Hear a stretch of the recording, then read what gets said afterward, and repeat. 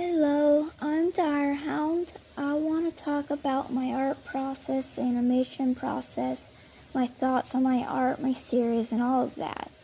Firstly, I am reading from a script since I'm not good at improvising or talking without planning, and I hope to be able to talk on my own one day without a script, and I will try to improvise more and more. To introduce myself, I'm an 18-year-old woman as of this video who has big dreams of going to college for animation and making my own animated series. I have an amazing mother and brother and many pets who are my everything. I do suffer from depression, so coming out with constant and consistent videos is difficult for me, but I promise I am trying my best. To begin, I'd like to talk about my series and my characters. My world is my everything, to put it simply. It controls my life, my thoughts, my everything. I love my characters almost more than a lot of things, though my family and pets do come first. My world takes place in a high fantasy world called Arabelle, which includes, but is not limited to, magic, its own religion, system, death, culture, currency, and economy, and much, much more. Much of my world is still being made for the most part, and in complete honesty, the world was made for my characters, not my characters for my world. In personal experience, this is not recommended. The only reason I'm doing it like this is because I have really bad attachment issues to my OCs. This causes many problems for me as they are vastly different and forced together in a world that is barely made just to try and make sense. Despite these challenges, I do hope to make it seem like everything fits perfectly, even if I have to change some things. One of the many challenges I face is the fact that I don't and probably won't kill off any but one chosen character. I have tried to force myself, but I can't. I just can't imagine my world without one of them. So I just can't get myself to kill off more than one character. I also don't want to go down the path of killing someone and then bringing them back. That always annoys me, so I won't do it myself. I am trying to find a way around this to make it make sense and to make my characters not seem special, overpowered, and make it feel like they could still die at any moment, but they don't. I would love if you could drop ideas for that, as I really do not want to go down the trope where the character dies and some magic artifact brings them alive. It's honestly kind of cringe in my opinion, so I am not doing that. When creating a series, it's always best to start with a simple world and build characters based on the story you want to create in it. All I have right now is a somewhat developed characters, some way more than others, and barely put together world that I'm cramming them into, with no story, no plot, no ideas. Which is not the best idea, because my world is not simple and my characters are still barely somewhat developed. Despite this, I want to make it work, and I'm determined to. I want to make something that people like, that they relate to, laugh to, feel for, and more. But doing that can be very, very difficult since a lot of people like different things. So I'm trying to stick to like a certain audience, maybe similar to Hell of a Boss, but not quite. Because I do freaking love that series so much, but yeah. I do have many ideas I want to happen, little canon events, but putting it into a story and into a plot is a whole other matter. For example, I want to dig into the backstories, but I also want to dig into some religions and many other things in the world and character-related stuff. But I don't want it to feel like it's just world or character building. I want it to feel like you're there, but that it's interesting enough and pulls you in. These are things I struggle with, and I've never been a creative person.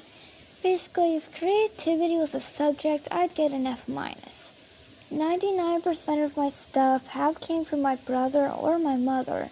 It feels more like his series than it does mine, to be honest, because like he's made so much more than me. I mean, he can make a world within a day, and I spend years on just a single one I'm working on, and he's got 9 of them, and they're all really good. The only thing that is really mine is my OCs, all but one, to be honest. Lucifer, my demonic rabbit guy who has some issues, was made by my brother. His design is basically my brother's, other than a few details. It's kind of ironic because I completely redid his design and I thought it was amazing, but then he did another redesign and I liked his 10 times more, so it went back to being his design. So that's fun. Anyway, my brother also made a lot of his backstory and thoughts. I did come up with some of the backstory though, and his whole mindset is basically my brother's ideas. The whole Yander thing though, yeah, that's me. Anyway, that is from me. I did make that about him. Another thing to mention is I'm trying my best to stay away from tropes, to stay original, which is so much easier said than done. I won't lie, I kind of failed at that when it came to Lucifer and Elijah, I think. One's a stalker, Lucifer, another's an alchemist, Elijah, and they do, in fact, get together. Though it's much deeper than that and much, much more complicated. Lucifer isn't the kind of guy to just randomly kill any guy Elijah talks to. He's not stupid, and yeah, he's obsessive, but he knows his place and he knows Elijah's limits, and it's more of a game to Elijah rather than a threat. I don't want to spoil too much of the story, as they do have the most developed love story I've got, and I do think I strayed away from the typical stalker tropes, but I guess we'll see. I try my best to just try and stay away from that stuff, because I don't want my series to become just a bunch of iconic stuff that people already have seen so many times. But yeah, as I said earlier, it's so much easier said than done. Making a series interesting with all of my problems is definitely difficult, but I am going to try my best to try and be more open and try new things. I hope this channel will help me grow and make my series into something people love. When I say trying to be more open, is that I'm not open to a lot of things because I'm a very serious person. I see things at face value. I take things way too realistically. So trying to make a series that is not realistic is so hard on me, because like I don't want to do stupid things or cringy stuff, but sometimes that stuff is needed to make something interesting. And I just don't like that stuff personally, but I want to try and include it just because that's what people like sometimes, and it keeps the story going. So it is difficult for me, but I will try. To give some themes on my series, it is going to be an 18+, heavily LGBTQ series, and I'm going to try to go over real life problems to spread awareness while also keeping it fun and entertaining. Though I can't be sure I'll be able to, because trying to add a lot of real life problems into something that is not supposed to be realistic and is supposed to be entertaining and not really be too dramatic, I don't think. Well, it will be dramatic, but not in that kind of way. I do know depression is definitely something that will be a heavy subject, along with some substance abuse, which is something my characters do learn to heal from. I think I got about like one character that definitely suffers from depression and so many other things. Like he needs help so badly. Another character, or along with that same depressed character, do have some substance abuse into their story. The other one more than the other. Most of my characters come from traumatizing backstories, which is probably another trope, but it's impossible to have a good story with a character with no trauma. And it wouldn't fit to have a character like that in a world they live in. Well, I guess it's kind of wrong to say traumatizing, more of many big problems or events that changed a lot of things. Though like 4 of my characters have truly traumatizing backstories, the others kind of just have normal, mid, or sad backstories. I may try to get more in depth into my series in a way that doesn't spoil anything, and I have made a lot of lore and stuff already. It's just putting it into a big picture, so I can share, get thoughts and opinions, but that will probably be in, of course, separated videos because that's a lot of info. So moving on to my thoughts on my art, my style, and my series style. My style has always been challenging for me. I never like my style, not because it's bad, because it could be better. Could be what I want, but it's not.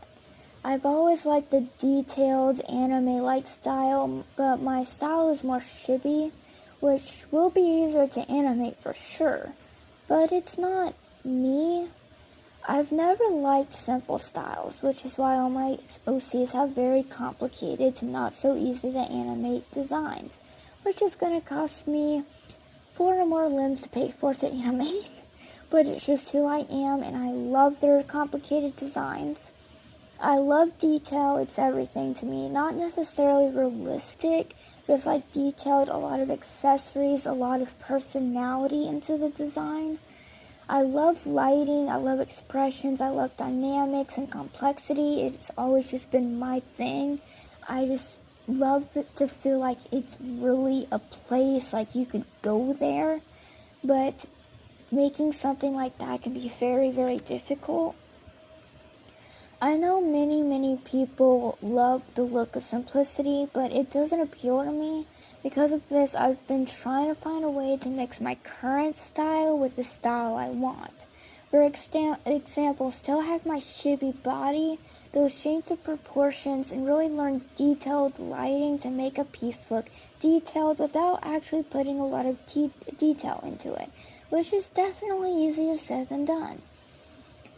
I want my series to really appeal to me, and I know it's important to do what the viewers want, but it's also important to stick to what I want.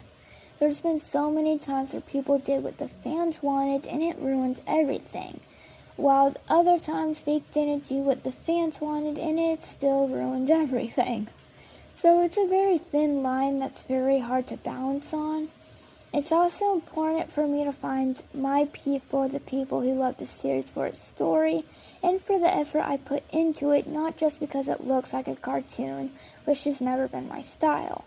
I really don't care for cartoon style stuff, and that's not what I want to go for my series, even though it seems to be heading in that direction due to my ever-changing, inconsistent art style. But hopefully I can balance that out, and hopefully everything goes well. My animation process tends to be chaos. I was never taught how to animate. I learned by myself, and honestly, I didn't even really watch tutorials. I was way too lazy for that. So all my animations and GIFs are all self-done. Sometimes I use photo references, though not often. It's basically just one photo, like maybe a sequence of 5 photos on the steps, the animation, and then I just do in-betweens myself. I also have a big problem with my animations is I do too many in-betweens because I want everything to be as smooth as possible.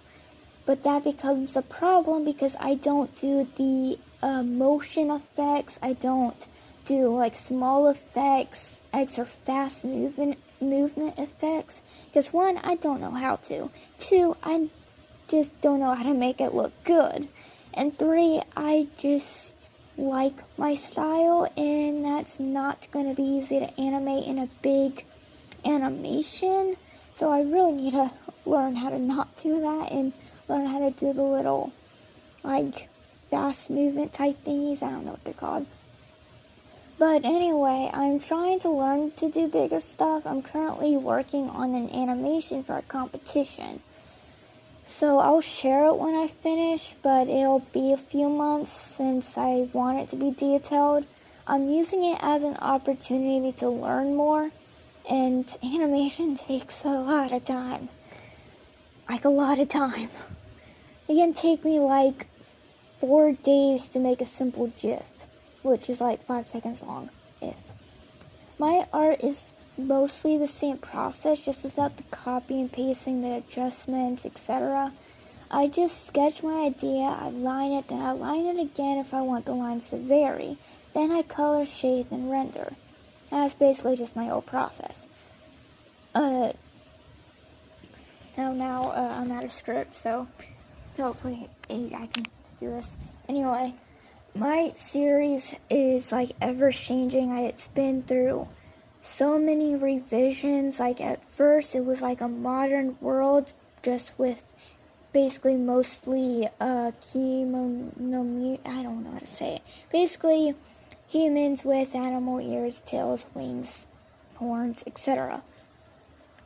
And then it kind of changed into half modern, half fantasy. And then it changed again to a kingdom. And then it changed to what it is now, which is Earvale. It used to be called Fauna Life, but now it just doesn't fit. The world itself is called Earvale. There's like 5 different continents. I would have to find my document with all of that information because it's a lot. Actually, I have it right here. But yeah, there's about 5 continents, and Shalmar, Van Ariel, Oduthmoran Reach, Vetra, and Carathai Isles. I think that's how you say it. I don't know. But there's, like, I believe, yeah, they reside in Alshamar. That's their home continent. Then their home village is Moonshade Hollow, which is a mysterious town in a deep valley where the sun never rises or sets, shrouded in soft moonlight. So that's where the beginning of the series takes place. I do want the series to be kind of long, which is going to be difficult because having a long series that stays interesting throughout the entire series is so difficult. I know many series that I have no idea how they made it to like the 10th series and can still be interesting, while other series can't even make a whole season without staying interesting throughout the whole thing. So that's definitely going to be a gigantic problem. But I do know that another trope that I'm trying not to go down is the whole new generation. Basically, the main characters grow old and then the story starts with the kid. I won't lie, one of my couples, my main couple, will be having a kid in, like, way into the series, like way into the series. And I do want that kid to actually grow up into like their 20s, but I do not want the series to focus on the child as the child grows up. I want it to continue on my main characters, but I want to find a way to make the series go on while still including the story of the child, while still keeping the series interesting, non-repetitive, and not going down the whole new generation trope. So that's definitely going to be a problem, but we'll see what happens. Maybe we'll always just see him as a child and no one will get to see the adult version of him, but we'll see. Anyway, This is getting kind of long, so I may be doing an in-depth explanation another time. Maybe even some Q&As. I would love to do a Q&A, but I don't really have enough followers for that, like, at all. But thank you for watching and hearing me yap on about random stuff. I do not have an outro, but goodbye.